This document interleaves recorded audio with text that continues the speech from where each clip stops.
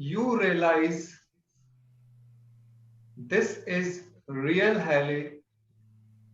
This is my superpower.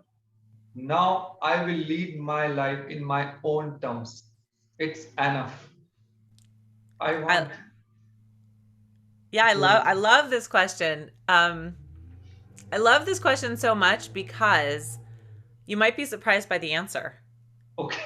And the answer is that I didn't actually realize it until probably until I started my business, which was only a little over 3 years ago. And even though I had been doing a lot of personal work on myself prior to following my calling through my business of helping others establish their purpose and their authentic being, I was still battling with a lot of limiting self beliefs and negative self talk. And I realized that I had put up a lot of walls to protect myself. And in fact, this weekend, I just had a conversation with a dear friend of mine who we've been friends for 30 years. And she asked me a very similar question.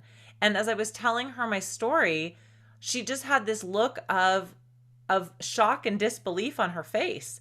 And she said, "How is this possible? Because I've known you for all of these years. And essentially, you seem like pretty much the same person that I've known.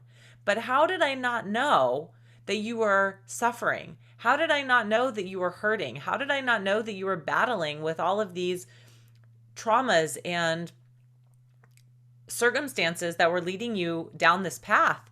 And I said to her, I said, "Look, I'm really good at hiding stuff and I'm really good at putting up walls."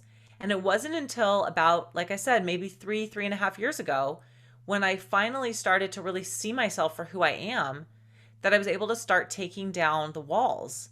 And this is a process for all of us. Anyone who's in mindfulness, right, or in spiritual practices, who really believes that the more that we practice self awareness, the more that we peel back the layers of the onion, right? The more that we let those walls down. And we build them up for obvious reasons. We build them up for protection and for safety and security, right? Our ego wants to keep us safe. Our brain wants to keep us from dying. It's a good thing. And yet, it also keeps us from being vulnerable, from being able to truly connect with our deepest self, with those around us who we really want to have this beautiful, loving, kind, appreciative relationship with. And I know that's something, Raj, that you stand for, very deeply, is that authentic connection with others. But I believe, and I know you believe this as well, we cannot connect authentically with anyone until we connect authentically within.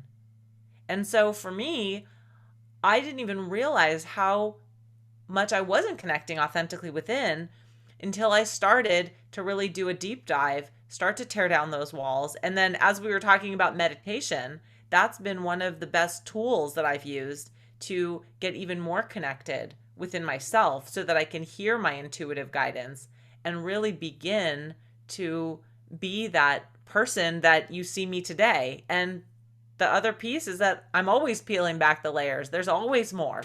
So I'm going to keep going because I believe that that's truly the journey of being human. Thank you.